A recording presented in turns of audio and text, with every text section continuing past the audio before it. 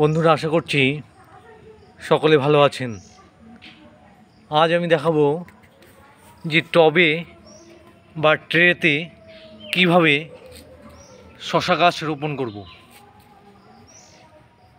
বাড়িতে যদি আমরা ছাদের উপরে টবে অথবা বড় কোনো পাত্রে যে ফলের ক্যারেটগুলি থাকে সেখানে অনায়াসেই শশা গাছ লাগাতে পারি এবং প্রতিনিয়ত কম বেশি শশা পেতে পারি।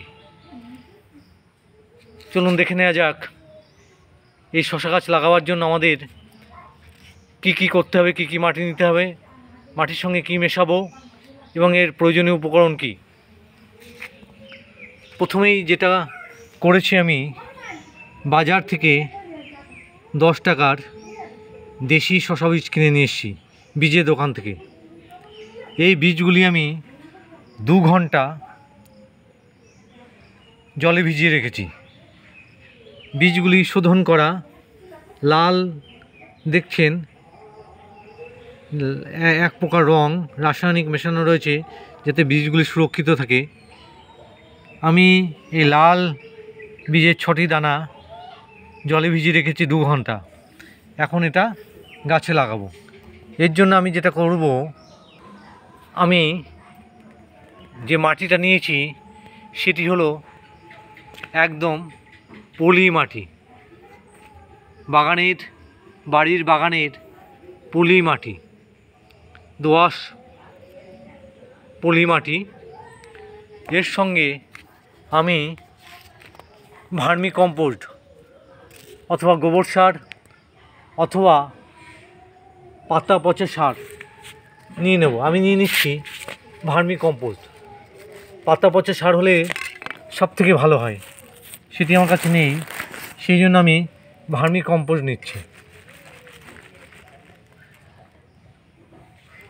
ভার্মি কম্পোস্ট ট্রেন মাটিতে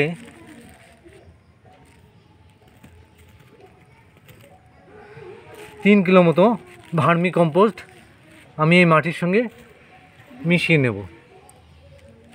ট্রের ক্ষেত্রে একটি অসুবিধা হয়, ট্রেতে জায়গা প্রচুর। যদি এই সমস্ত গাছ লাগাতে হয়, যদি সম্পূর্ণ মাটিতে ভরাট করা হয় তাহলে প্রচণ্ড ওয়েট হয়ে যাবে, সরাতে অসুবিধা হবে। সেই জন্য আমি কী করেছি, নিচে 5 ইঞ্চি মতো পাতা, শুকনো পাতা দিয়ে তারপর মাটি দিয়েছি ওয়েটটা কমাবার জন্য, এবং ওই পাতাটা পরবর্তীতে সারে পরিণত হবে। এবং এর ফলে কী হচ্ছে, একদিকে যেমন আমার এই ট্রের ওয়েট কমে যাবে, সঙ্গে সঙ্গে আমার যে পাতা দিয়েছি সেই পাতাটা পরবর্তীতে সার হিসাবে গাছের খাদ্যরূপে পরিণত হবে।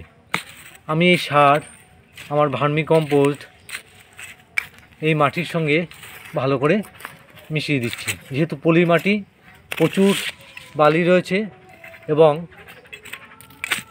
উর্বর পলি মাটি আমরা জানি যে কোনো কাজ খুব সুন্দর হয় এবং এর উর্বর শক্তি প্রচণ্ড বেশি।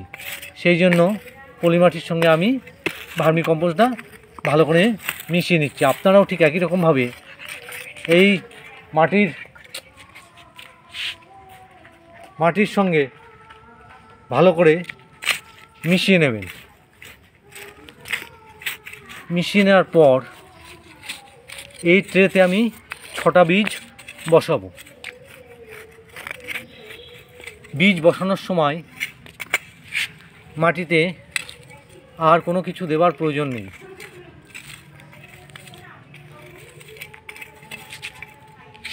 এবার এই দানাগুলি, যে দানা নিয়েছিলাম সেই দানাগুলি আমি জলটা ফেলে দেবো।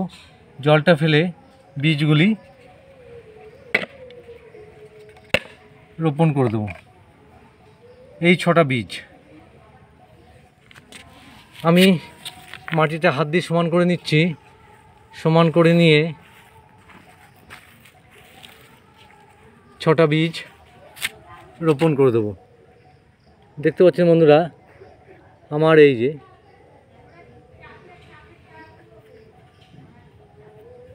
রোপণ করলাম একটি। একটি বিষয় খেয়াল রাখতে হবে যে বীজের মাথার দিকটা এটা কিন্তু উপরে থাকবে, এটা কিন্তু বিশেষ খেয়াল রাখতে হবে। এই বীজের এটা উপরের দিকে থাকবে। এই মাথায় আর একটা দিয়ে দিচ্ছি, ঠিক এখানে সোজা করে দিয়ে দিলাম। মাঝখানে দুটো দেবো, মাঝখানে এখানে একটি দিয়ে দিলাম।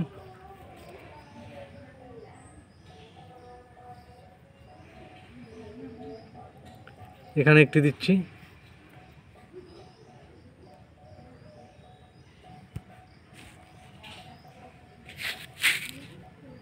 এখানে একটি দিলাম।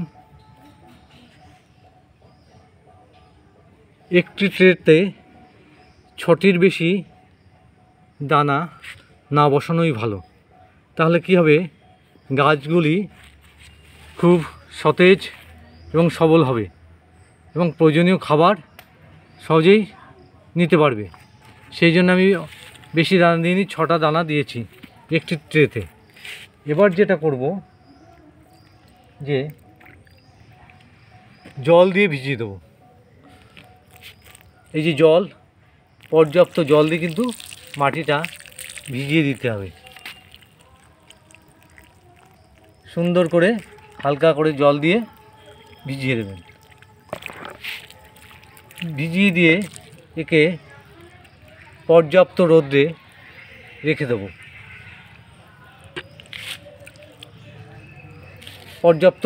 দেবো।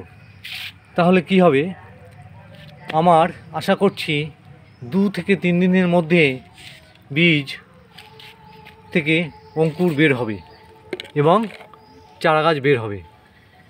গাছ বের হওয়ার পর নিয়মিত হালকা করে জল দিতে হবে। তারপর গাছের বয়স যখন 15 থেকে 20 দিন হবে, তখন আমি একটি রাসায়নিক সার এর গোড়ায় দেবো।